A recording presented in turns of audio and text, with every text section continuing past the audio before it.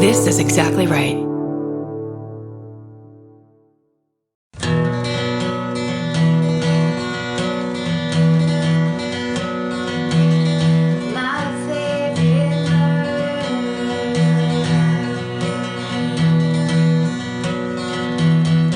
Welcome to My Favorite Murder. Oh. For some reason, professional to me is like a low voice. Is ASMR videos? Is ASMR videos. Welcome to My Favorite Murder. That's Karen Kilgariff. That's two darn things. And here we are.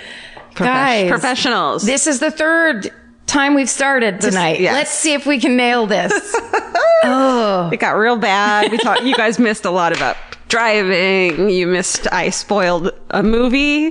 Go watch the movie Christine. It's on Netflix. And that's all I'm going to tell you. That's all you're going to tell them. And don't look anything up about it. Just watch it. If you dare, just watch it cold and don't know what it's about.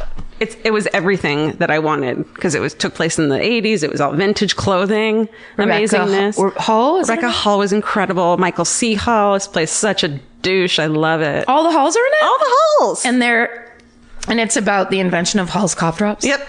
The Halls are the Halls of, what are they? What was their catchphrase? Deck the halls? Now this is just word association. Should we start again? No, we're on a roll. Let us do it.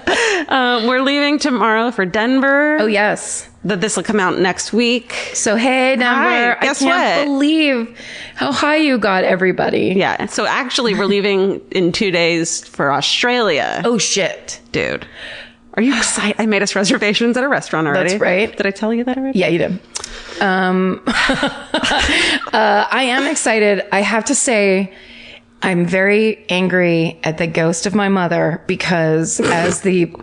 Sounds healthy already. As the one thing she did harp on in her life it was always a nursing related thing or a health related thing. Anytime I flew to New York or back east, she would say, get up and walk around. You don't want to die of a blood clot. She would say that to me before I got onto planes. Which is like, great. Thank you for building that into my psyche now, that it'll never leave. You are not supposed to cross your legs on takeoff and landing. Really? For that reason. Is that true? Yeah. Well, I don't know if it's fucking true, but that's my paranoia that I've read. Don't cross your legs. That's so specific, though. Because you're cutting off blood circulation. Right, but why takeoff and landing? Because of the pressure. Okay. You're asking already. I'm sorry. Well, I mean, yeah, all of it is. That makes sense-ish. It's just a concern that I have. Okay, so your mom told you that. All my pants are too tight, and I'm scared I'm going to die of a blood clot. Okay. Wait, you mean in life? Those are kind of two separate and then at the same time the same issue. Well, here's good news. Okay. Since we're flying business class, there's a bar in business class. So you can walk over and meet me and Vince at the bar in business class getting absolutely shit hammered. Wait, is this like international waters where I can drink on the plane to Australia because it doesn't count as being in America or my actual life? Yes, and then you'll have a blood clot and a seizure on the plane. It's for real. And I'll punch everybody. I will punch the pilot and be arrested.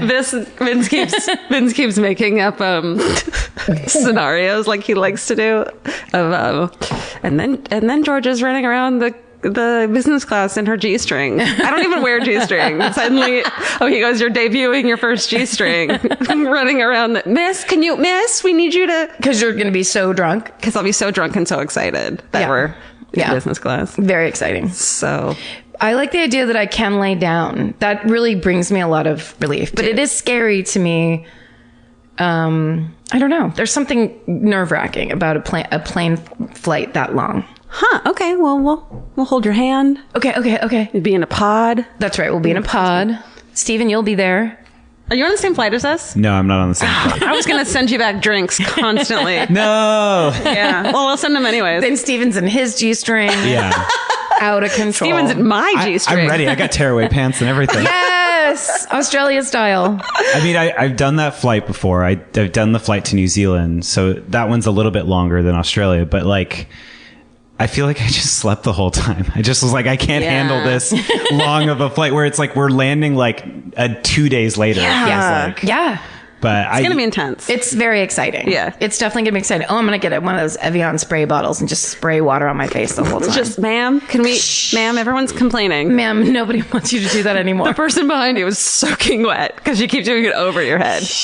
Like, this is what rich people do. Does that stuff do anything? All right. Okay, let's talk about podcasting.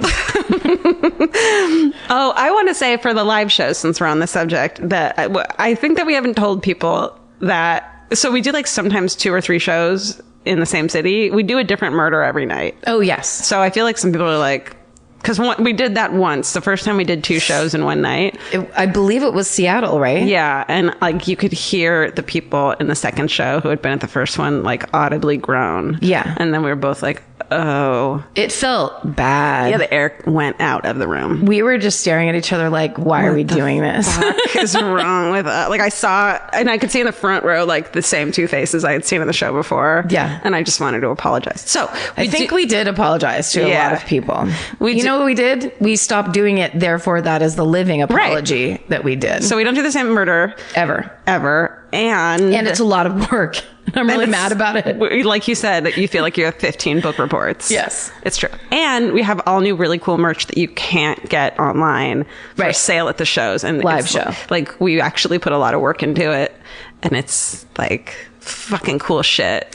Georgia, if you were single and you had a Bumble profile, I think that merch would be one of the things you would list under your interests. I'm really into you're it. fucking about merch and have been since day one. It's just so fun. There's It's the so much best. cool shit. We have a shirt now, and it says I'm a, and then it says there's one that says Karen, one that says Georgia, but it's in our signatures. Yes. Which was Vince's idea, and it's so fucking cool. Shit, it was Karen's idea. You just melted at me. God damn it, I'm sorry. It's okay. You just gave me so much credit for like doing merch, and then I was like, you don't do anything. I do sometimes from the privacy of my home. Well, then I don't think it's that great of an idea anymore. What happened? You loved it when Vince did it. Vince asked me to say that. I would like to say, props to Vince. There are lots of people who contacted us from Los Angeles or grew up here or whatever that needed to say there is a Carvel ice cream shop in Los Angeles out on the west side. Oh, yeah. We didn't know that. I've never heard of it at all in California at all. Me neither. Fudgy the Whale I've been hearing about forever. Who else contacted us to let us know about Carvel? Carvel themselves. Yeah. What did they say? Did you see the tweet? What did it say, Steven? Oh, because we were talking about getting a Carvel Fudgy the Whale for 100th show. Yes. And yeah, they said... They were like, the countdown on, party time. It's on us or something. Oh, really? We're fucking famous now. To that and me, I was like, that's it. Why is a cake, an ice cream cake or whatever that we can afford ourselves, send Steven to get... Yeah. To me, them tweeting at us, I lost my mind. You've changed. No, I haven't. Steven to that's the part I changed. I'm excited about a cake, which is nothing new. But sending to Steven. It's a real celebration. Yeah. Well, what's funny to me is people talked about it and they were like, I grew up eating it and da-da-da. Well, I looked it up and as far as I could tell, that shop opened in 2008. No. That's what it said on the website. Santa Monica? Yeah. Oh, yeah, okay. And it's the only one in LA. I think there's one outside of LA, too. I think there was one in, I'm naming a city that I don't, Monrovia. Oh, is that a place? Over in Monrovia? Over in Monrovia. It's one of those places where I'm from Southern California, and I don't know where that... there are these cities that you're like, why would I know where Pacoima is? It's is it those... There's a mystery spot that's kind of along the... It's called Inland Empire. Yeah, the mountain range. Vince was like, how do you not know where these places are? Claremont? Yeah. What's happening over in Claremont? Know. Nobody goes there unless... I think they stay there. They're like, fuck LA. Yeah. We stay here. Fair. It's like, I've been to a couple of the places. I'm like, oh, it's fucking adorable. Well, Claremont's fancy too. Is it? It has that college. They have colleges over there. Oh, you mean Harvard? That's where Harvard is. What if they had Harvard too? That's where. Is there a Harvard too? It's similar to Harvard. It's tons of ivy. It's just mostly it's a school to teach you how to grow ivy. They just have a plant. They teach you how to grow ivy. Do you know that my mom is a horticulturist and I really want her? Wait, hold on. Yeah. Janet's a horticulturist? Yeah. Is that true? She's going to school for it. She's always been so fucking hardcore into plants. Wow. And then finally at 71, she's like, well, I'm going to go to school to be a horticulturist. actress. That's amazing. Yeah, so she works at like a nursery, and I'm dying for her to open her own her own plant shop, and I just only because I want her to call it Little Shop of Horticulture. Is that the best thing you've ever heard? Yeah, it really is. It's not. No, that one I'm going to go with. Okay. That one I like.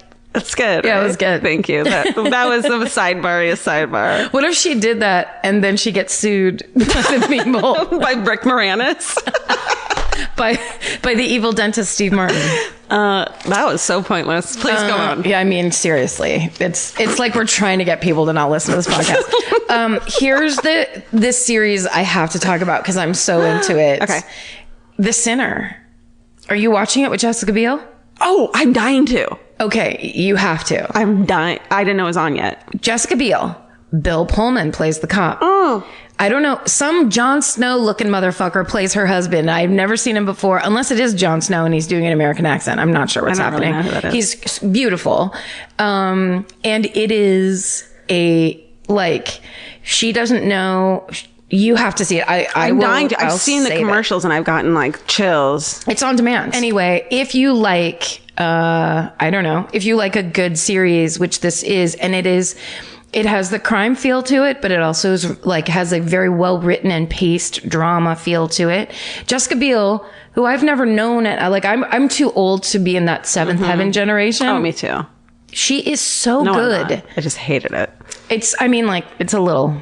Hokey. You're not that into Christianity. That's probably what it is. Actually, did you know I am? What? Yeah. You're a Jew for Jesus? Jew for Jesus. Yeah. So anyway, if you are looking for something new to watch, highly recommend The Sinner. It's not. So I was worried it's going to be like corny. Like, they keep trying to make these shows that are like True Detective and they're not. Like, right. I really didn't like The Ozarks. Did you watch that? I didn't watch it because, everyone loved it. And I'm sorry I don't care, but I hated it. And so I was like, oh, I hope this isn't another one of those. Right now, Jason Bateman has a single tear rolling down his cheek. And he's saying, okay. That's what he says in the beginning of every... Sorry, shit. I really want like a walk-on role in the new Arrested Development, so I shouldn't talk shit on Is that really what you want? No. I don't give a shit. No. Are you vision boarding right now? I'm just spitballing my vision board. A walk-on role where you just kind of walk on. No, I totally get it because I think, it's because when it's done right, it's the best. Yeah. And when it's done right, you can like lock into a series like that. Or the night of. Hello. Yeah. I want to watch it 50 times. Right. So this, I'm thinking of Jessica Biel and what's his name making out? Justin Timberlake? No. That's her husband. The night of. Riz Ahmed? Yeah. Oh, and you're just having personal fantasies. Yes. That's for your other podcast. I'm cosplaying. Okay. Also, I'm sorry. I'm just going on. You don't like Riz Ahmed because if you like Riz Ahmed, you wouldn't immediately picture him making out with Jessica Biel. And picture making out with myself? Well, yeah. If you... So you're not. He's a good-looking human. Okay. I thought you were like, oh, I want his DNA inside me. No, I meant that, and I want to have his baby because he's so handsome. He's so beautiful. Because he's so beautiful, and I bet the baby would be gorgeous. You're using him. Yes. You're using him. Using his DNA. Oh my God, I'm totally telling him what you said. I'm so mad at you. Those are my only topics, Carvel and The Sinner. Okay. And I think we should probably watch some episodes while we eat Carvel ice cream. Okay. Let's watch them right now. While we talk, what was I going to say? I have another thing, but I'm sure it's not important and weird. Take a moment. So stop and listen. You know how people love weird pauses in podcasts. They never exist with Steven's wonderful work. Editing. Editing, am I right? Don't edit this out, Steven. Karen. Yes? Oh. Karen. Yeah. We all want to eat better, yes. But when it comes to snacks, Karen. Yes. Sometimes it feels like the whole world is delicious and 1 billion calories versus boring and tasteless. You know what? What? That exact choice, what would you call that? A dichotomy, so a binary situation. That's my whole life. That's life. That's life. Is it, am I on a diet bored out of my mind? Or am I eating like an abandoned 8-year-old at a birthday party? Karen, it doesn't have to be that way. Really? You can up your snack game with Nature Box. Ooh. Wait, now I lost my spot. Nature Box has over 100 snacks. They taste good and they're actually better for you. better than bad. Right. All snacks are made from high quality, simple ingredients, no artificial colors, flavors, sweeteners, so you can actually feel good about what you're eating. Some of our favorites. Are you ready to listen to them? And they're in my cupboard right now. Cheddar and Hatch chili crackers. Karen, pick one. You just said that like you've never spoken English before, and we're supposed to believe it's your Have favorite. I? Okay. Well, I feel like we always mention the Asiago and cheddar and cheese crisps because it's fun to say. Yeah. But more fun than that are the dark cocoa nom noms. How about they have a bunch of different kinds of jerky, which is awesome. Yeah. County, Archer, Cayenne, beef bar with pork. County, Archer, crushed red pepper, beef jerky. Beef jerky is really good for you. It's good quick protein hit, It's guys. good protein. It'll hold you over. But let me throw this your way. White cheddar caramel popcorn. Now, maybe on the surface, people are like, "What are you talking about?" Have you ever had caramel corn mixed with cheddar popcorn? Yeah. It's the best. It's the most incredible It's thing how they that's do it in Chicago. ever happened in my They life. love it. Spicy pub mix nuts. They have a ton of different nuts. You know that when you go to the pub and they give you the little bowl of nuts? And you're like, yeah. I want to eat those because they look good, but I know everyone's dirty hands have been in It's there. all fingertips in there. You get your own. It's cashews and fingertip oil and rosemary. That's how you make those nuts. And urine. I shouldn't say that. That seems wrong. Anyways, also get crunchy barbecue twist. Okay, so So here's the thing. Right now, you can save. NatureBox is offering My Favorite Murder fans 3 free snacks with your first order when you go to naturebox.com/murder. that's naturebox.com/murder for 3 free snacks with your first order. naturebox.com/murder. Bye. The last one we actually did was, if I get it before you, Steven, you're fired. Okay, weapon bush. No, you're going first. Okay, you're not fired. All right. 1989. 20-year-old woman named Terry Knorr comes to the Utah police and she has a story for them. She tells them about how 8 years before, around, her mother and 2 brothers had killed both of her teenage sisters, Terry's teenage sisters, and left their bodies in the mountains near Lake Tahoe. What? Yeah. The fuck? Yeah. Tells them this. She's kind of like, you know, like a druggie, and she's been arrested for like shoplifting. So she's kind of on the outskirts of stuff. So they don't believe her. They're like, you're making shit up. And it's an insane story. So the cops don't believe her. A therapist and a lawyer that she consults don't believe her story. Yeah. So she's just like, well, fuck it. I don't know what to do then. But then in 1993, she watches an episode of America's Most Wanted, calls the hotline that they give, and is like, fuck it, starts bawling. And I guess there's like a woman on the other end of the line who's like, oh my God. And they're like talking. And I'm like, how cool would it have been to be an America's Most Wanted fucking call center Operator. person? Can you imagine? Cool. And then also, you would have Horrifying. talked to some of the craziest.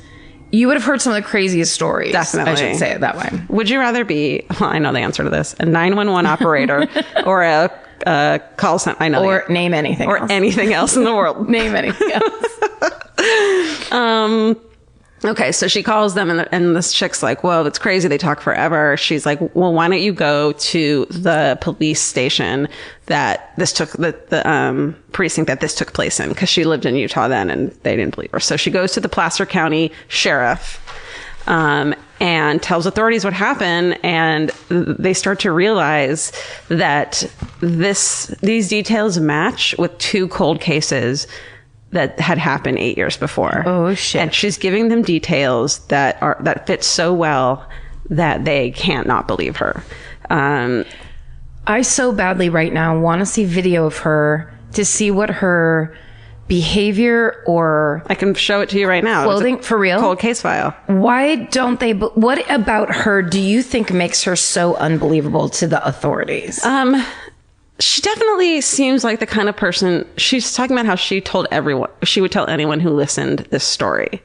And they must have thought that I could see people being like, this chick just fucking goes to a dive bar. She's a regular. She tells everyone the story. Nobody believes it. It's a crazy story. So does she seem like an alcoholic or like she's a druggie or something? Yeah, not anymore. Not when she's doing the actual episode. She seems like she's got her shit together. And she's actually incredibly believable. Well, and also if you went through that, Yeah. you get to drink, you All of do it. anything. Yeah, I mean, like, No. that's the irritating thing about those kinds of situations. You live through a trauma like Yeah. that of like half your family killing the other half. And then you're supposed to just be like, oh no, I'm a really reliable Right. witness because I'm totally in reality all the time. And it's like she's telling the story and she's not crying because she had to shut her emotions off from all of this so long ago that Yeah. they're like, you're telling us this story and you're telling it matter of factly and we don't believe you. Like even a therapist who should be able to look past all this stuff. Yeah. And like call the fucking Lake Tahoe PD and be like, hey, anyways, we'll get to her story and we can talk about that. Okay. So that, yeah, there's two never identified Jane Does that kind of match and they're like, oh shit, we should look into this. So here's the story. So Terry's mom, her name's Teresa Knorr. She's born in Sacramento, California in 46. At age 16, she leaves home to marry a man 5 years older than her, who she had met a few months prior. She drops out of high school, and she gets pregnant. So on July 6, 1964, that they're arguing, and the husband tells Teresa that he's leaving her. She gets so pissed off, she shoots him in the back with a rifle as he's walking out the door, killing him. Holy shit. Yeah. She's arrested and charged with his murder, but she says she's not guilty because it was self-defense. She says she doesn't tell them what happened, really. Like shooting someone in the back, how is that self-defense? It doesn't look good. No. But during her trial, she's pregnant with her second kid. And she claims that she shot him because he was a violent alcoholic who physically abused her, and she's acquitted of the murder. She gives birth to her second kid, Sheila, 65. And after that birth, she begins drinking super heavily, begins another relationship with a man named Robert Knorr. That's how she got her last name. She becomes pregnant again. They have a third kid named Susan. Then they have 3 more children, William, Robert, and Teresa, that they named after her, and that's Terry. That's the girl who came. Teresa Jr. Teresa Jr. Yeah, I got that. As you do. As you name It's kind of cool. Yeah. You know what? I really love the name Virginia, but if I ever have a kid, I can't name her Virginia because my name's Georgia, and it would seem like I'm naming her after myself. And this is my son, New Jersey. Right. It's like, no, you can't do that. No. You're just vain. But if you had a daughter named her Karen, I would totally do that. I would do that in a heartbeat. well, there you go. KJ, come on. Eventually, they divorce. She meets another man. They get married. 2 months later, they divorce. And then this is when she starts to go fucking crazy, says all the kids. After her fourth divorce. Okay. 6 kids. She goes nuts. She starts drinking more and more. She puts on a ton of weight and is super pissed off about it. She starts abusing her kids hardcore. Terry said, when we were kids, my mom beat the shit out of us. She's like kind of awesome. Yeah. Like you want to hang out with her when you see her in this Cold Case Files. Okay, I'll watch it. She's just like, well, she beat the ever-loving fuck out of him. Like, she's just so matter-of-fact about it, but, like, you could tell she's just, like, that friend that's intense and wants to have late-night conversations with you about everything. If we hugged our mom too much, it was like, who were we trying to convince that we loved her or she loved us? On the other hand, if we didn't hug her and kiss her and tell her we loved her, then we didn't love her and we were evil children. Ugh. We were demon seeds that had been given to her by Bob Knorr. So she goes crazy and starts to think that her kids are like satanic. Oh. And she becomes reclusive and disconnected the home phone and wouldn't let the kids go out or have visitors. They moved into a 2-bedroom apartment in Sacramento. Can you imagine 6 children and a mom in a 2-bedroom? I lived in 2-bedroom apartments with 2 other roommates, and we all wanted to kill each other the whole time. Yeah. Also, it's very hot there. Sacramento? Always. Yeah. Probably didn't have AC. Probably didn't. That will make you go crazy. Swamp coolers? That's what you told me, right? Yeah, we sit around in chairs right next to the swamp cooler with our armpits up on it. I've never even heard of Be like, let the sun go down. Okay. The neighbor and the neighbors say the apartment was filthy and smelled like urine. Oh. So on top of all of that. So for years, Teresa abused and tortured her children, and it sounds horrific, including burning them with cigarettes, throwing knives at them, beating, and once grabbed Terry by the arm and held a .22 caliber pistol to her head and told her she was going to kill her. So chances are that Terry when she went to finally report this horrible thing, was totally shut down. That's why I was like, she wasn't crying. She was matter-of-factly telling the story. And it's like, well, yeah, at 7 years old or whatever, she was like, emotions are not going to help you. No, I bet they count against you very badly. Yeah. With a mother like that. Definitely. Fuck. So she had no emotional attachment to this story at that point, which is insane. This story reminds me of Sylvia Likens, that horrible story I covered a while ago. Yeah. In that the mom would make the other kids beat up one of them. No. So she would make them be involved in it so that they were part of it, you know? And that's probably part of why Terry was so fucking shut down, is like, she kind of had a hand in it, and in her mind thinking she was responsible too, even though you're obviously not. Yeah. So, there's like talk of incest. It's brought up in like one or two articles, but the word incest comes up, but they don't go into details at all. Yeah. So I don't really know how truthful that is or to what extent that is. Let's see. Okay, so she primarily started to focus her anger and abuse on the two oldest daughters, Susan and Sheila. And according to Terry, Teresa resented that Susan and Sheila were maturing and becoming attractive young women while she was becoming older and couldn't lose any weight. Terry kind of explains it like that, but it's clearly so much more deep-seated than that. She's a monster and an insane person. And a bad alcohol, like a degenerating alcoholic. Right. And there's probably parts of her brain are going soft because of the drinking. Yeah. If it's been going on for long enough. Yeah. I learned that on Sober House. That can happen to you. Really? Oh my God. But excuse me while I take a sip of my tea that's got whiskey in it. But that makes perfect sense. And also, I bet you the sons, it's like every movie you've ever seen about an abusive parent, where eventually the 16-year-old boy turns around and goes, "I'll beat the shit out of you if you touch me again." Right. But the girls probably can't do that. Exactly. Yeah. And and the boys, start beating them up and probably avoid their mother beating the shit out of them because they're part of it. It's really horrific. Yeah.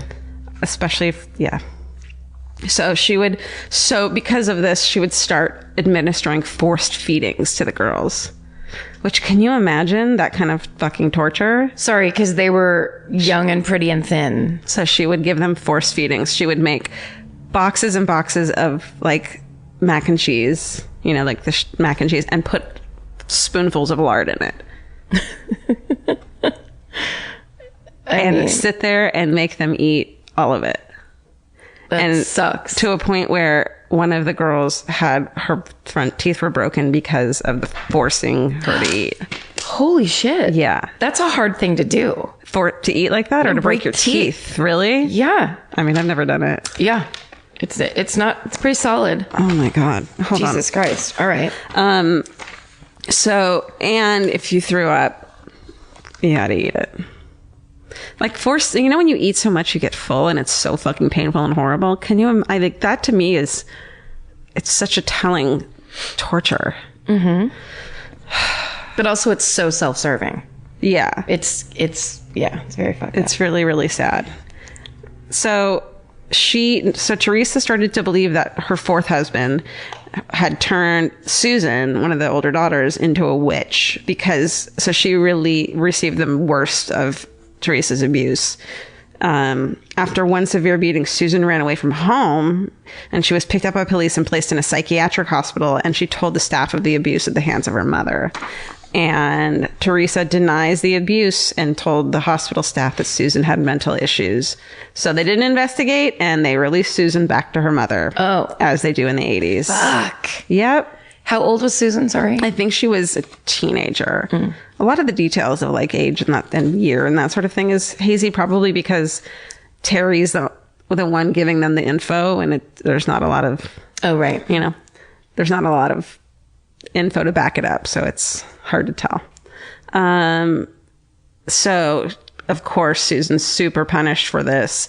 She gets beatings while they wear a pair of leather gloves, which I don't understand. Like, this part is in a couple of the articles.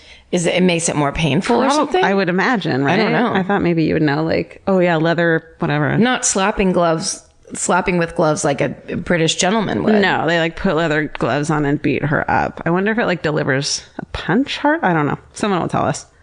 She also forced her. Okay, so they all had to beat her up. She got handcuffed to the bed, and the other children had to stand guard and watch her, make sure she can get out of there. The handcuffs aren't enough. I know.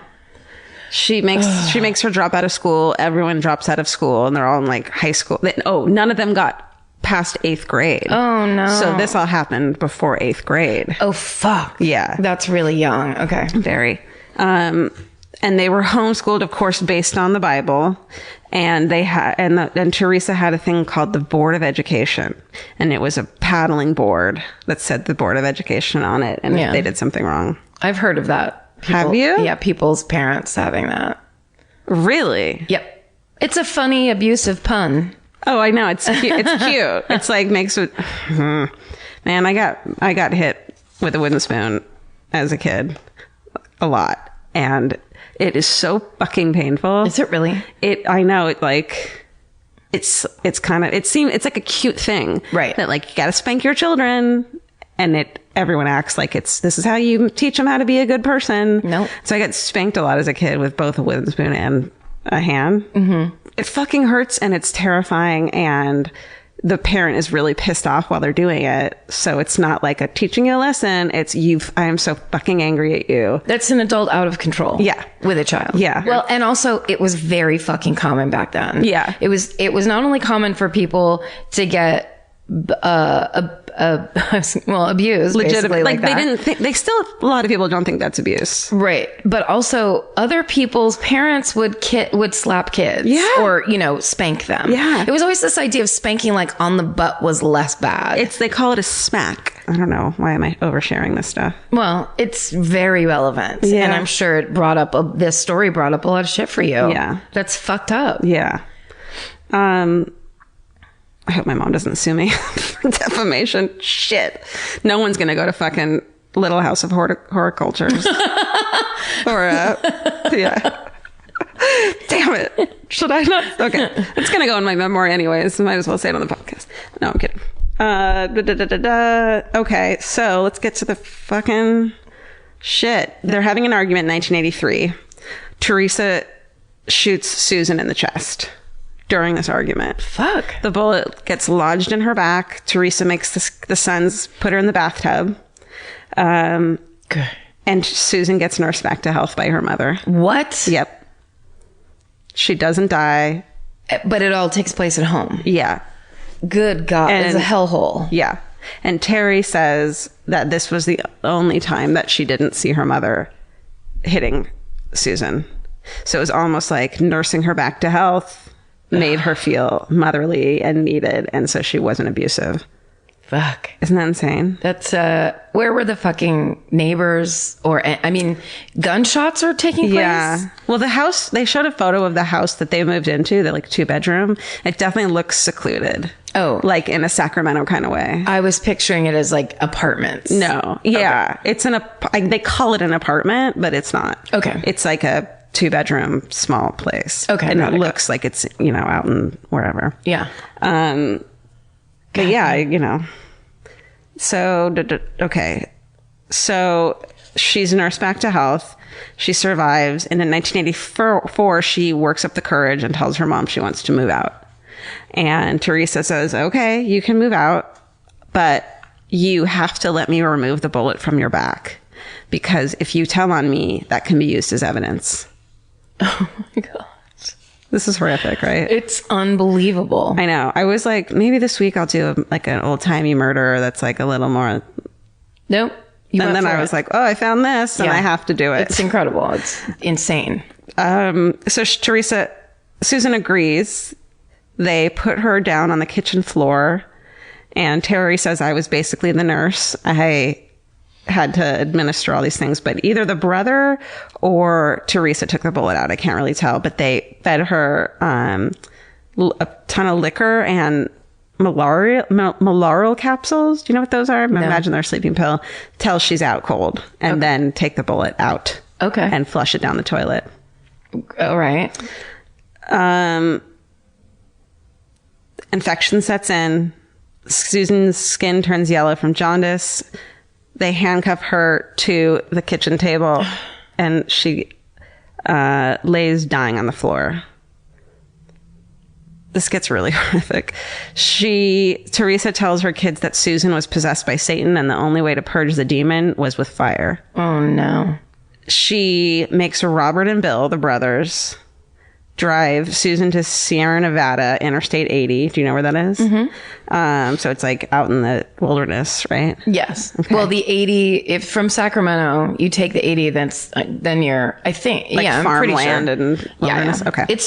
I'm pretty sure it's on the way up to the mountains. Like, if I'm not That sounds wrong, right. it's like toward Roseville and stuff. Okay. All right. They had packed all of her possessions into trash bags. They pull over. They put the trash bags down. They put Susan on top of them. And they poured gasoline and they lit her on fire. Is she still alive? Yeah. I wasn't going to say anything.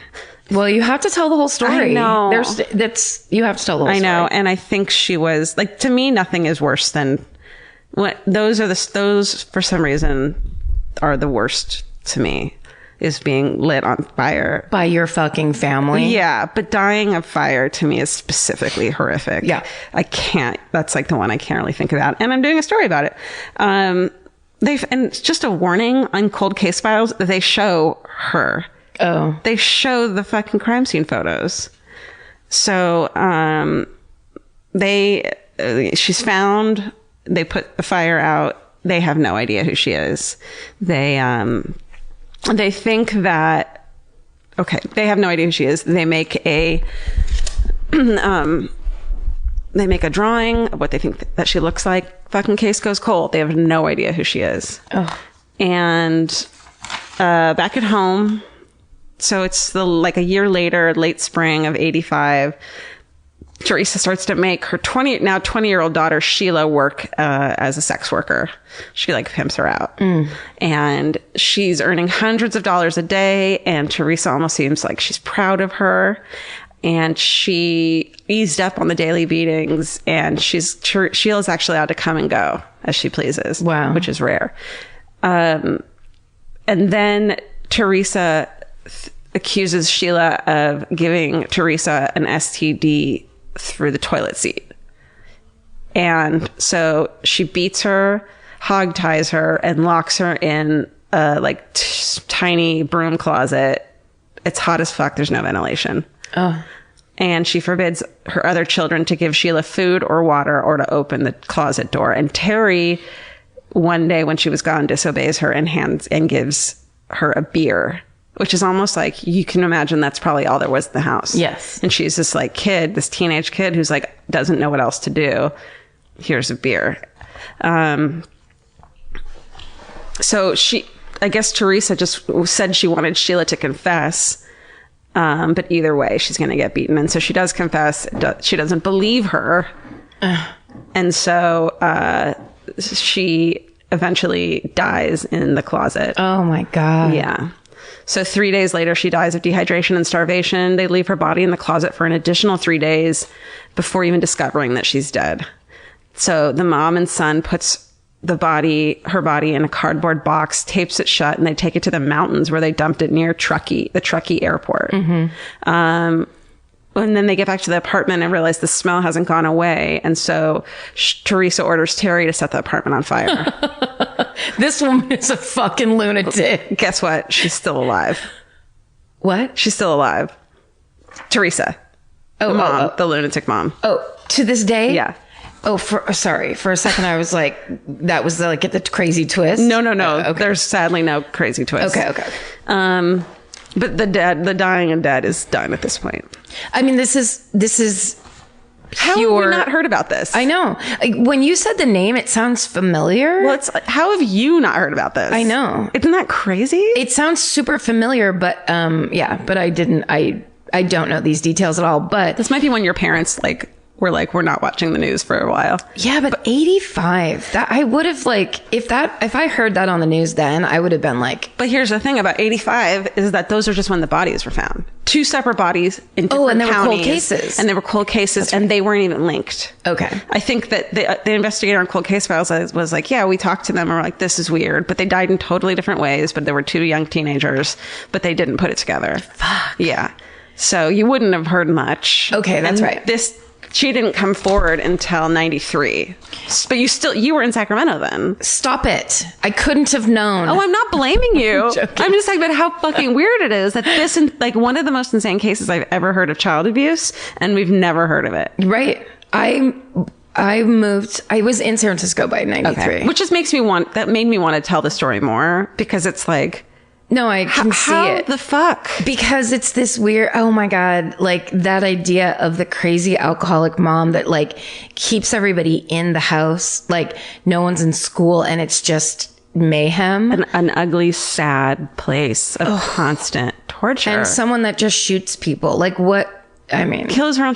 It's just so crazy that it's one person against 5, and she is so manipulative and insane and dangerous and scary that she's able to tell her sons to go kill their sister, and they obey. it's their mother. Yeah. It's their primary. It's Yeah. horrible. Yeah. And it's all they've ever known. Yeah.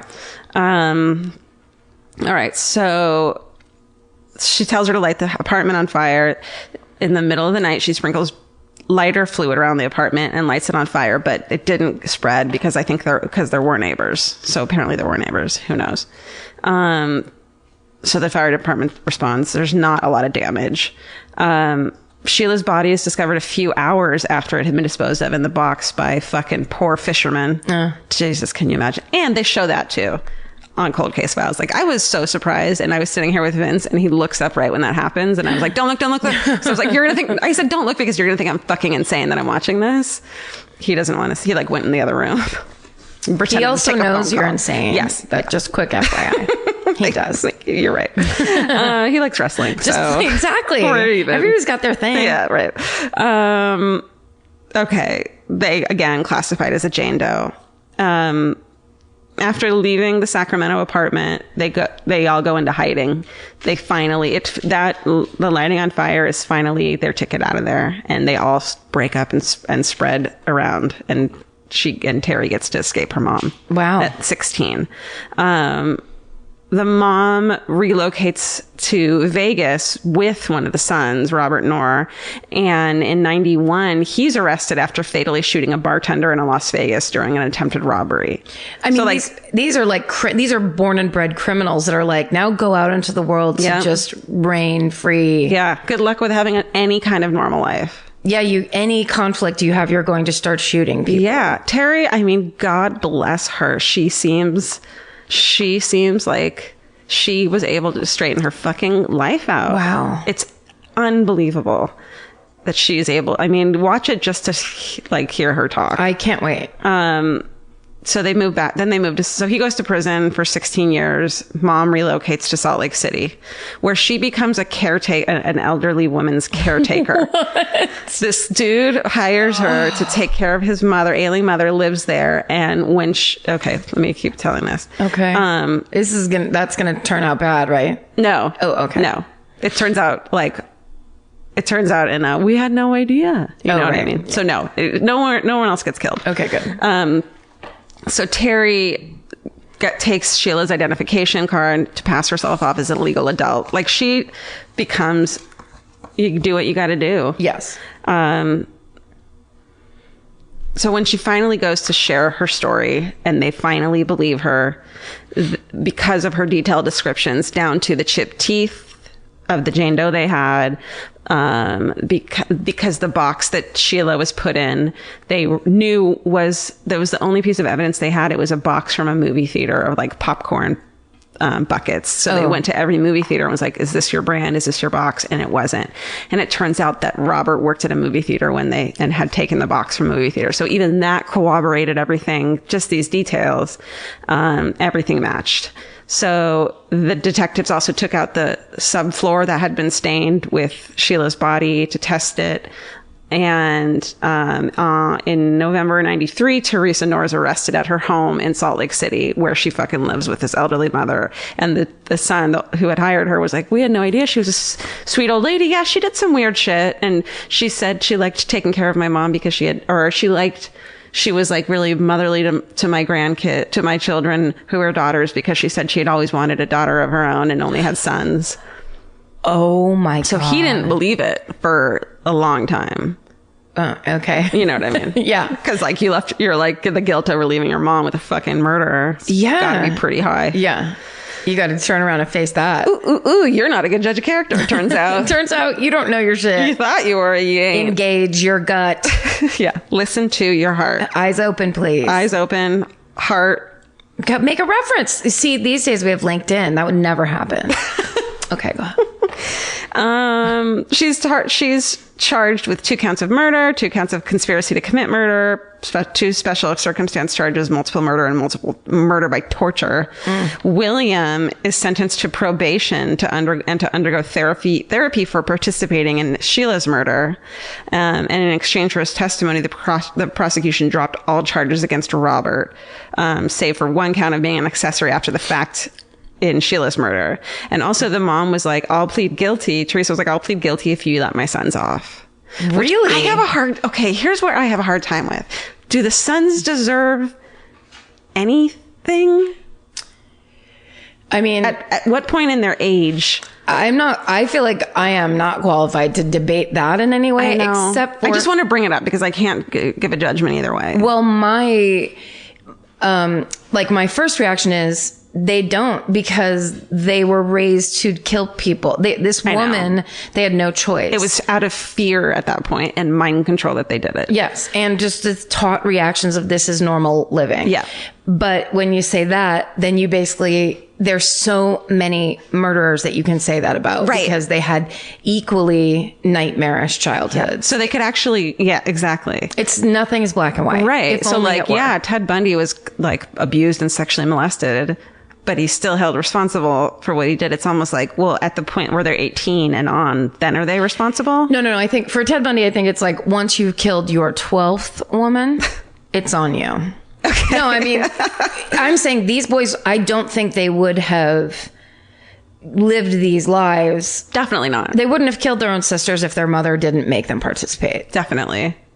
I would guess that. I mean, that's like, to me, it's like the beatings and that sort of thing. No, they're not held responsible for that.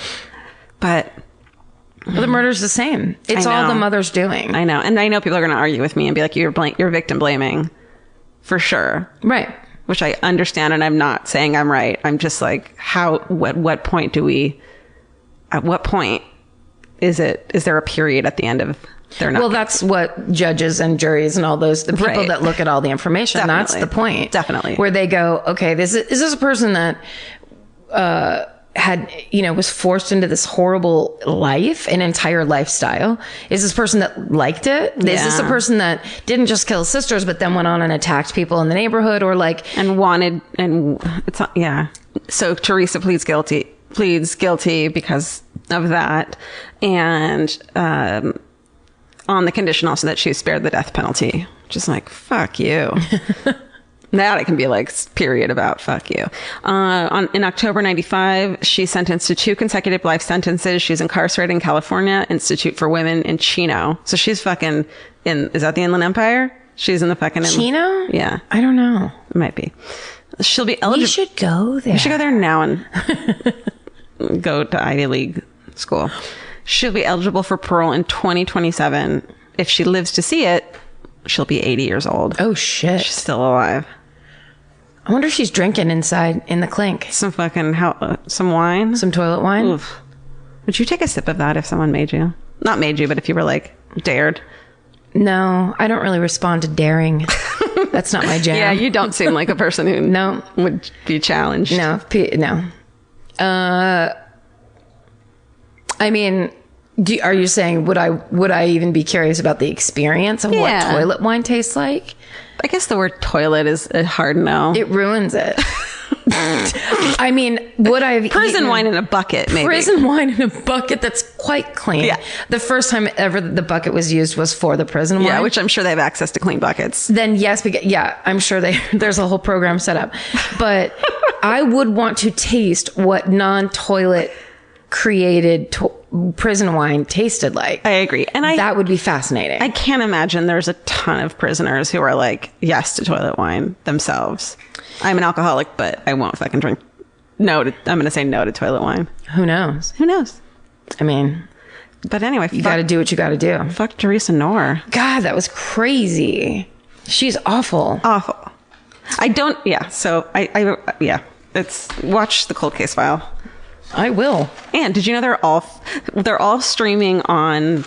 You can get them on demand somewhere. Not on demand, but like on your DVR. Mm-hmm. No, wait. On like if you have Roku or Apple or whatever. Oh yeah. Every single one is on except for that one. Are you serious? So I had to go to YouTube to find it. It's on YouTube. It's called Mommy something. Look up Cold Case Files Mommy. It's season 2, episode 24. It's so dark. It makes it extra dark when you're from the place where you hear the story because you can I can picture her house dress. I kept asking, in it, I was like, I'm going to ask Karen where this is. This is insane. Yeah. I can picture her house dress like a flowery nurse's, like big, dirty, kind of like country powder blue. Yeah. Slipper, like little tiny flowers on it. Yeah. Slippers. Essentially what I fucking wear every day. Let's be honest. Oh man, she bought it at Pick and Save. It's dark.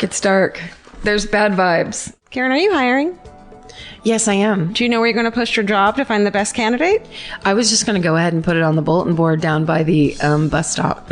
Karen, let me tell you about ZipRecruiter. Okay. Because you can post your job to 100 plus job sites with just one click there. Ooh. Then, Karen, sorry. Yes. No, I was just going to say that's going to take care of a lot of clicking. Yep. Mm-hmm. Their powerful technology efficiently matches the right people to your job better than anyone else. That's why ZipRecruiter is different. Unlike other job sites, ZipRecruiter doesn't depend on candidates finding you. It finds them. In fact, over 80% of jobs posted on ZipRecruiter get a qualified candidate in just 24 hours. So there's no juggling emails or calls to your office. Simply screen, rate, and manage candidates all in one place with ZipRecruiter's easy-to-use dashboard. You find out today why ZipRecruiter has been used by businesses of all sizes to find the most qualified job candidates with immediate results. And right now, our listeners can post jobs on ZipRecruiter for free. That's right, for free. Just go to ZipRecruiter.com/favorite. That's right. ZipRecruiter.com/favorite. One more time to try it for free. Go to ZipRecruiter.com. You got it. Bye. Well, these are just because people very often tweet us, have you read this? Have you seen this? And there are things that are happening modern day. Right. And they're often like the craziest or the most fascinating kind of true crime of today.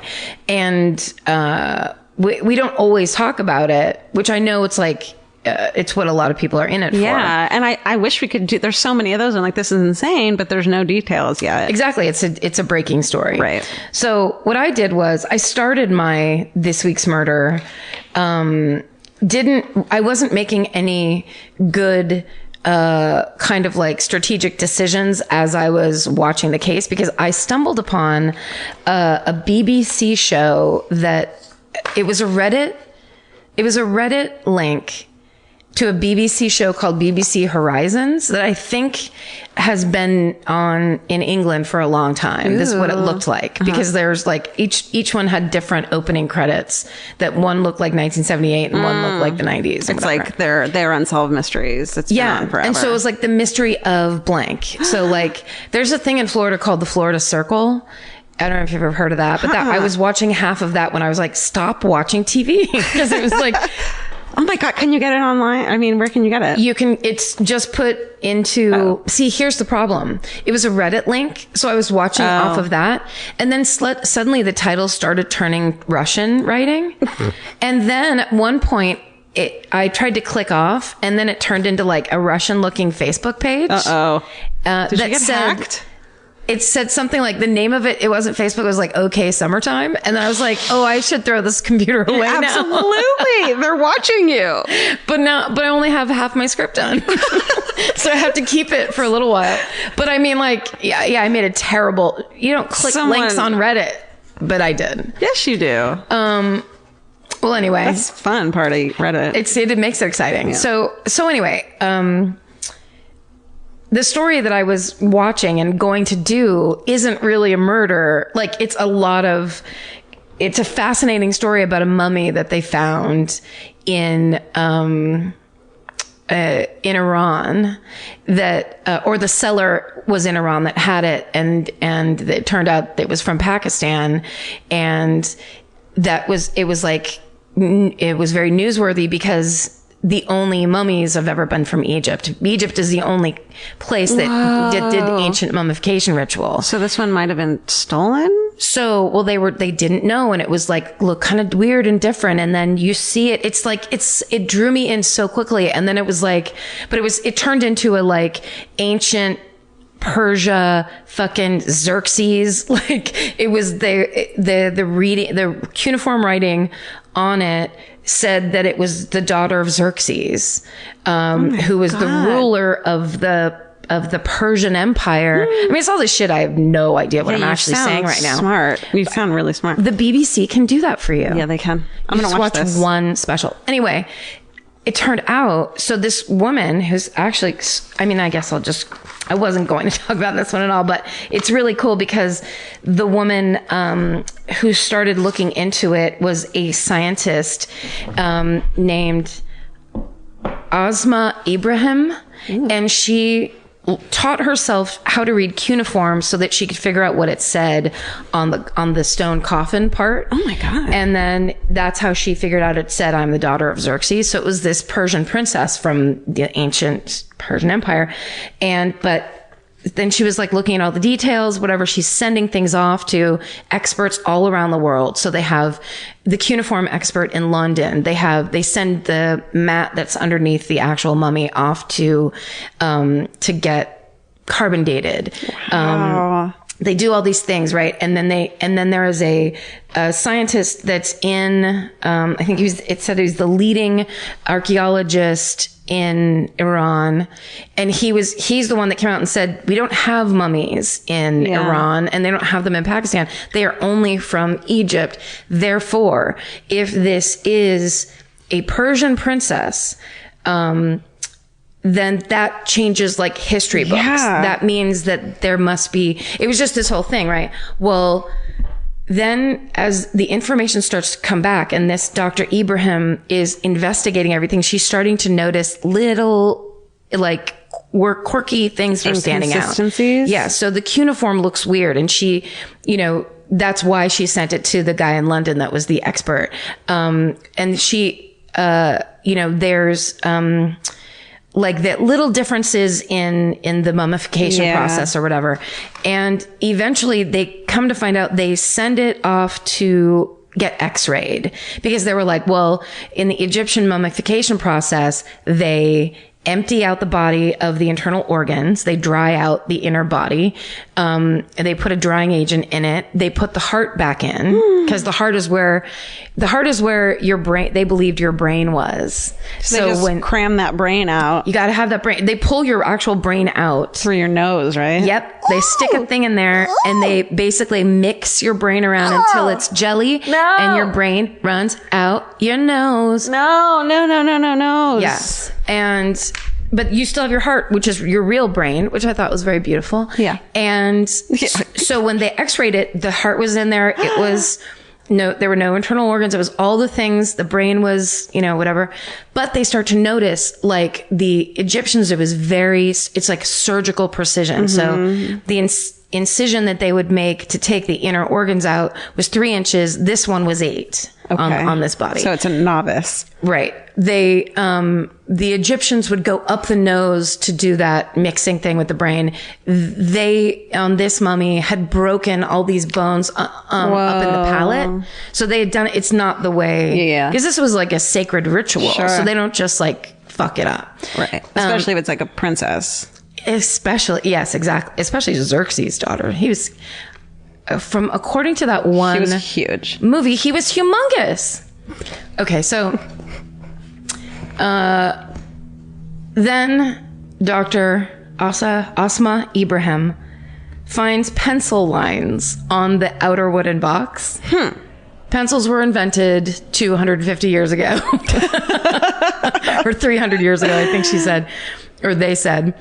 Lead pencils. Yeah. So they're like, this is this is bullshit. Then they get the carbon dating from the mat that was underneath the mummy back, and it was made 50 years ago. Wow. So they're like, what the fuck is this? So then they get a doctor to cut it open. And also they had taken CT scans so they could see inside, like the X-ray. The X-ray shows you like through, but then the CT scans, it's like if you got cut all the way down, they can see each individual slice. Yes. And that's how they discovered that the body that had been mummified, the spine was broken in two places, at the neck and at the lower back. And oh my God. Yeah. So they're like, okay, this is not this Persian princess. What was her name? Like Rodriga or something really hard to pronounce. And they open up the mummy, and you can see it on this show. They show it. So fucking My cool. toes are curling. Cut it open. This doctor, they have to saw it open like with a bone saw. Because it's mummified? Well, because the outer cloth that the mummy is wrapped in. So you're bandaged like a Halloween mummy inside. Your arms are crossed over your chest. That's how you know it's royalty. Huh. And then they wrap the whole body in a resin saturated cloth. Right, so it hardens. And that's what makes it hard. Got it. So to cut that open, they pull it apart, and it had gray hair. Huh. And it was a woman, and they actually made a computer generated image of what her face might look like based on. That's so cool when they do that. I know, right? Based on the skull, and then based on the area that they said it was found, which was near the Afghan border. They're like, women of this age usually look like this. Yeah. So now they have a murder case on their hands. Shut your fuck. So when is she from? What's that? When is she from? She had only died. So they mummified the body. Like when they discovered all this, they backdated. It was like she'd only died 4 years ago or something. And so someone went and got their mat from their back porch. Yep. Wait, let me see if I don't know have why the that's just exact such a number. weird part to me, where it's like, well, we got to put her on a mat. Yeah, why they didn't. Oh, she died in 1996. Holy That's what they found out. But I can't remember. I don't have it where that compares to what. But basically, what happened is, in the mummification process, they had to collect they had to make their plan. They had to assemble the team of stonemasons and these forgers and all these people that would be able to make this mummy look so realistic. Because when you see it, it's actually really beautiful and cool looking. There's they have this gold, it's like a crown of cypress trees as her crown. Oh, wow. And then this face mask that they basically made, it's based on a different mummy, very early mummy's face mask. So it doesn't look like King Tut. Yeah. It's much more like handmade looking. It's really cool. They basically just had these perfect forgers and then just made these little tiny mistakes. A lot of people were in on it. A lot of people were in on it. And then they don't know if they robbed a grave to get the freshest body or if they killed somebody. But the person who died violently, which is why they think it's a murder case. I am in shock right now. Isn't it nuts? That is the craziest story. Here's the other thing. Since this time, 2 more quote unquote Persian mummies have been offered on the black market for $6 million each. When this one showed up first, and it was sell a mummy. What's that? You can sell a mummy on the black market. The antiquities market, the black market for antiquities. You can do anything you want because it's just people robbing places and then selling these. That's why they're artifacts. That's why they're tomb robbers and shit. Right. Oh but this mummy was estimated, they were getting prices up to $1 billion because this mummy was so groundbreaking of oh my God, there's never been a Persian mummy before. I wonder if they'd even buy it if they knew it was a fake because it's just done so well. Well, but it's done so well. But there's a murdered body inside of it. Yeah. But do people who buy black market mummies give a shit? Yeah, I think they'd still want it to be a legit mummy. Because also then you're spending all that money. They're spending that money for the history of it. They want that, like, this is from the sands of time or whatever. I bet someone would take a fucking fat discount to be like, no, this is just a really well done forge. But of a dead person. Hey man, and they're like, yeah, give me some coke while you're in this, some heroin. Oh, because they're just into bad stuff. Because they're black market. I think of black market buyers and sellers as like scary spies. Like they're not. It's not. They're not. It's not historians. Not in the least. You know what? You just provided me my transition. Oh, now rad. I'm going to tell you this next story. Okay. Did you hear about this one? The 20-year-old British model who she went to Milan because she believed that she had gotten a modeling job. And I bet she did, and it went great. Yeah, it went great. And now she is Carla De Vigny. I don't know how to say her name. No, she had an agent that sent her, and the agent, whose name is Phil Green, said that this was a recognized studio in the city center of Milan. So he didn't think he was sending her to some fly-by-night thing. Sure. Plus, like, you're like, someone's paying to send me to Milan. Like, this has to be legit. Yeah. When she gets there, a man grabs her by the neck. One man grabs her by the neck. Another one injects her with a dose of anesthetic of ketamine. So much of it that it knocks her to the ground. Then she gets put into a suitcase. No, not small places, please. Yes. This small model, places? Yep. Oh. And then they drive her around winding unpaved roads for more than 2 hours, bound hand and foot with tape across her mouth. Oh my God. She's taken to a rural house in northern Italy, and she's kept handcuffed to a wooden dresser. And then she is put on sale online on the dark web. Dude, this dark web. The dark web. She's put on sale, but then at the same time, a ransom demand gets sent to her agent for $300,000. Okay, so he knows at this point. For how much? $300,000. That's not a lot of money. Right? I mean, yeah, you'd think if you're going to do a crime like this, you might want to. What if he's like, okay, just shoot for the moon? Yeah. So she, when she's stuck there, she tells him she has a child, the man that's there. And so then he puts her back in the suitcase. I don't know I think he does, and drives her to the British embassy in Milan. Why is this funny? He drops her off at the British embassy. Because she has a kid? Yeah. And he reported that killing mothers was against the rules of the shadowy criminal organization that this guy belonged to. What? They end up arresting him. He is... Wait, they were going to sell her for sex or to be murdered? Like, this was someone they were selling to get killed? Do they sell people just to be killed? Probably. Yeah, I don't know. I don't either. I'm sure for sex or to be a sex slave or to be trafficked. Right. Have some terrible thing happen. You know, I mean, it's so sad because if we're hearing about this story, there's a million others that didn't end up like right. this. How many people that don't have agents, that don't have anybody, that are like, oh, somebody thinks I'm a model. Or money to pay ransom. Yeah. Oh my God. So the guy's name is Lucas Powell Herba, and he's from... he's a Polish citizen with British residency. And he's the one that drops her off. And then he later gets arrested. Oh my God. And they also were holding her passport so she couldn't leave the country until she gave evidence at her pretrial hearing. What? Because when she told the story, they didn't believe her. Are you fucking... They wouldn't let her go home. Right.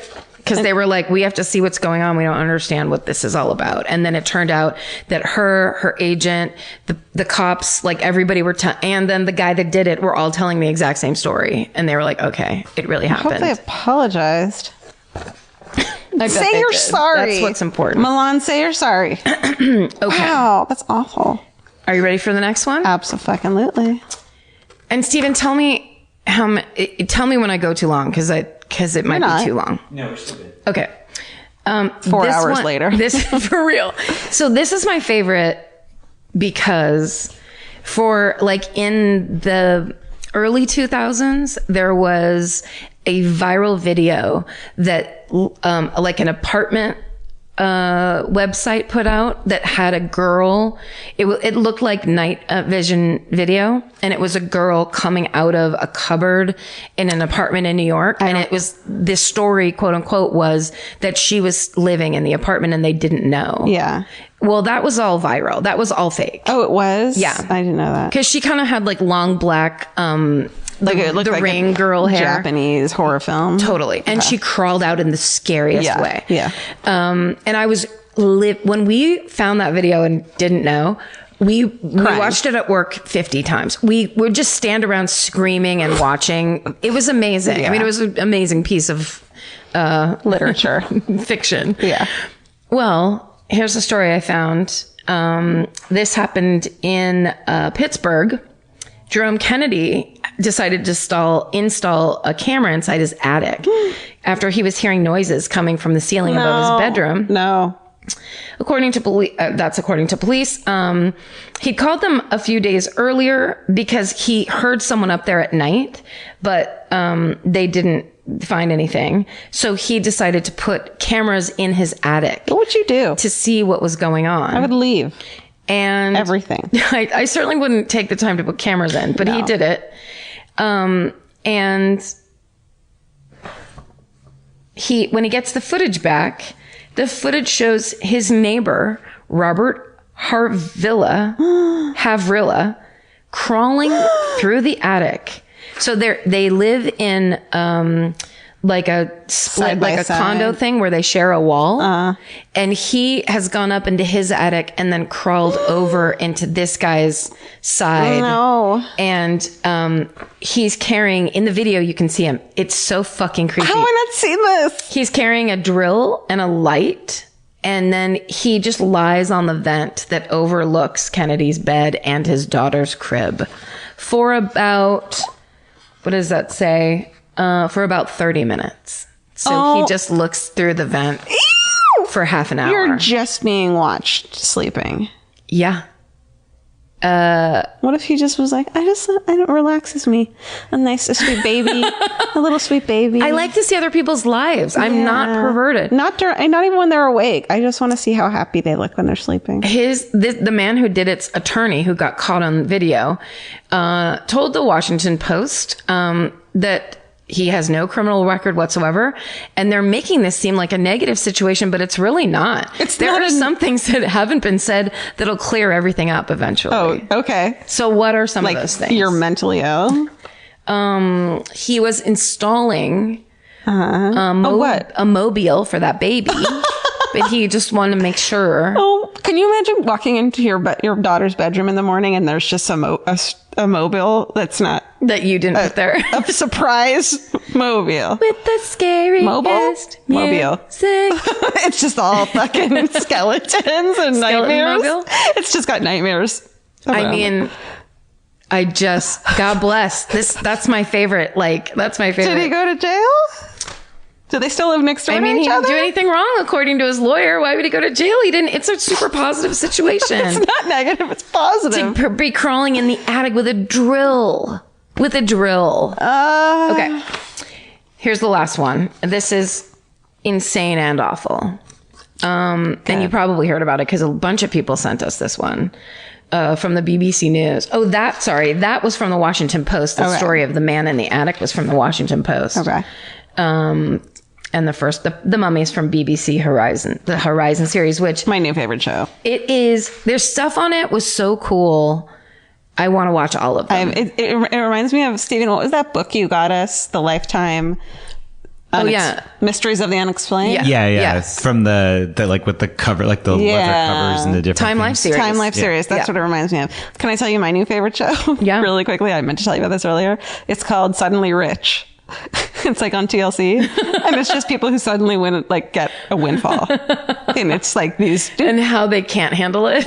How happy it makes their lives. It's just like if you are reading about murder and you need a positive thing, Oh. It's like one guy who like you had to throw at a basketball game all these like shots, and if you did it, you won all this money. And he was like a poor kid from like South America who had come on a scholarship and had to work his ass off, and then like suddenly won this money. And this woman who found like a painting in the trash in New York, and it was worth $1 million. Like it's just this like super cool show. That was the best, dude. Finding like, did you see the documentary about the lady who found the Jackson Pollock painting? Yeah, no, I didn't see it, but it was similar to that, where it's this like famous artist, and it turned out it was stolen and all this crazy shit. Yes, that's cool. So suddenly rich, when you need a fucking break. It's not about my Uncle Rich. Okay. Okay, so this one is fucked up. It happened in Denmark. A respected freelance journalist named Kim Wall, who was researching a feature about a man named Peter Madsen, who had built his own private 40-ton submarine.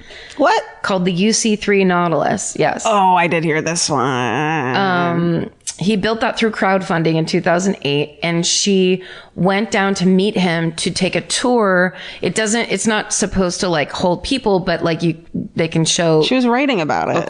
Yes. This was like, she was doing like a human interest piece. That's what's so troubling to me about this one, is that like, I wouldn't be like, don't go alone. It's like, you're a journalist and you're writing a piece about this person.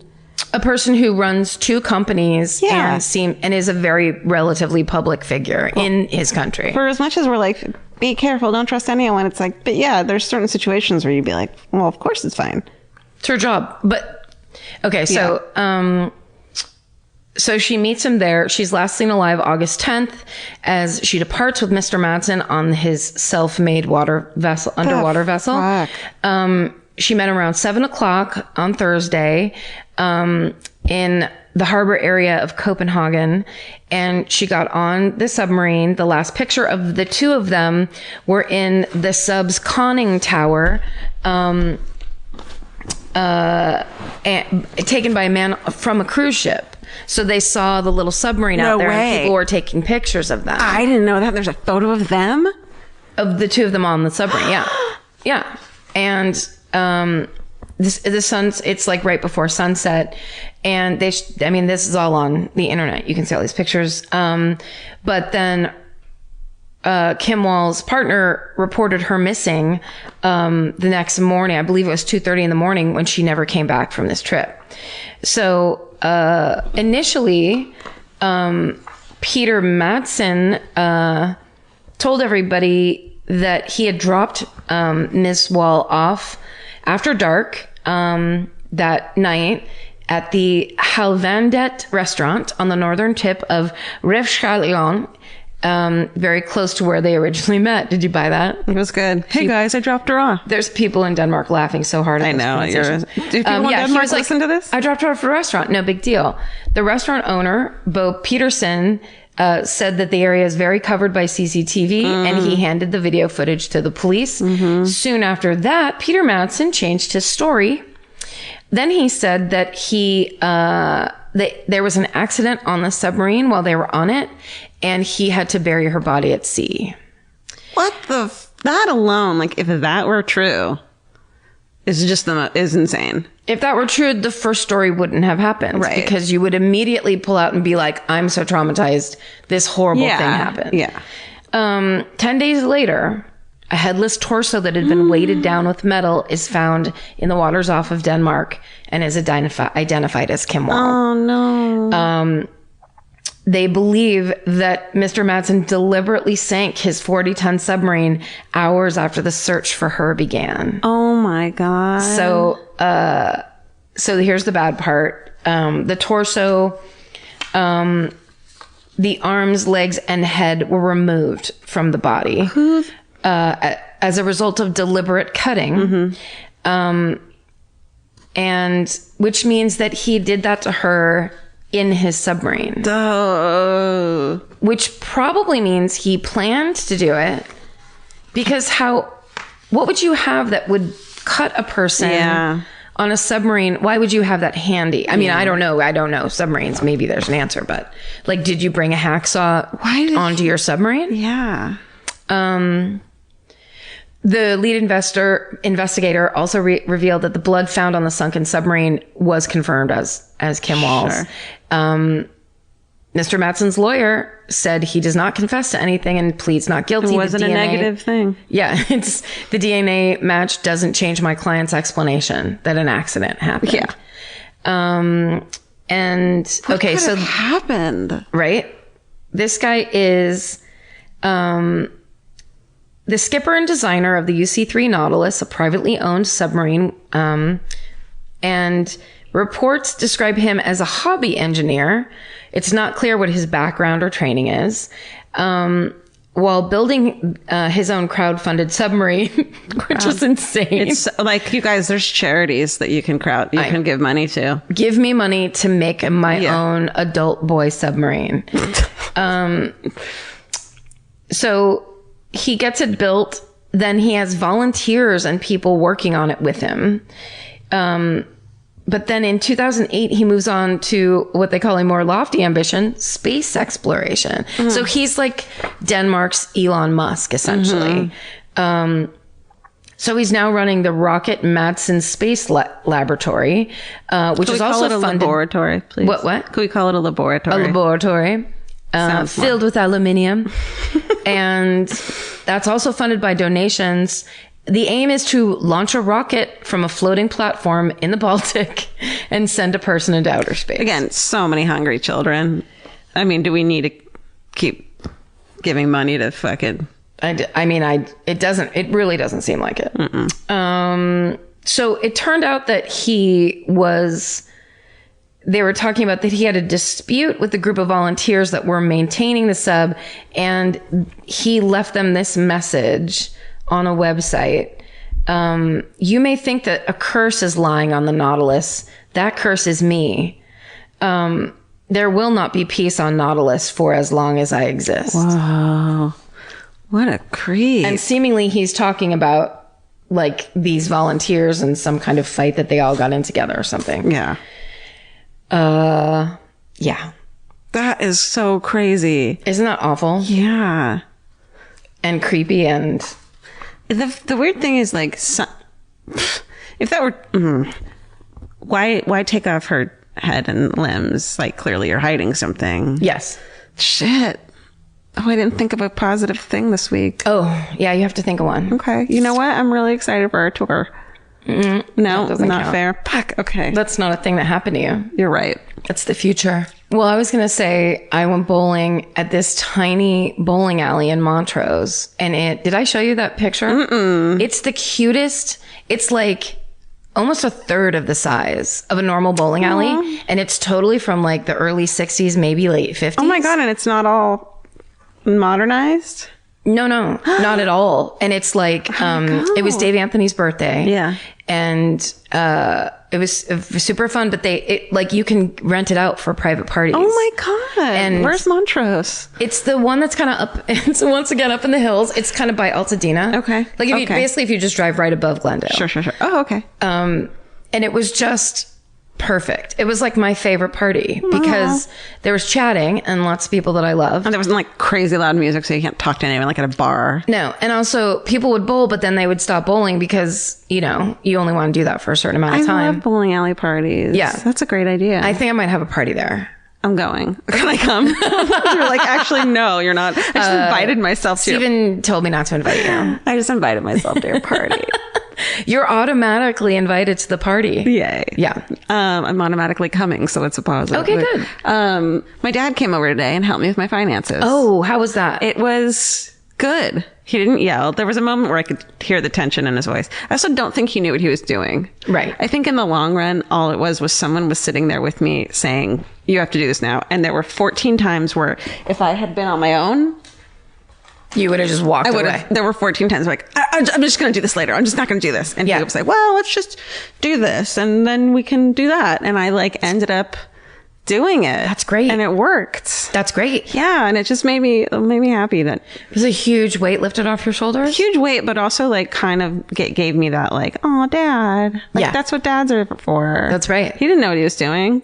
He was like, I was going to be a CPA and a something and a money lawyer with our tax lawyer. And I dropped out. And I'm like, what the fuck are you doing here? I thought you knew what you were doing. He's like, I'm not really good with numbers. And I'm like, I thought you were. Did he really say that? Yes. That's so funny. But he ended up just sitting there while I did a bunch of things. And like, I had someone I was like, well, this number is this. And he was like, he just sat there and it was great. That's so good. So it was really nice. And yeah. My dad was very patient when I went through my extreme financial crisis because I never said a word to him about it because he is so paranoid about money and he's been on it. Like he used to lecture me about you have to make sure you get your taxes done from when I was like in junior high.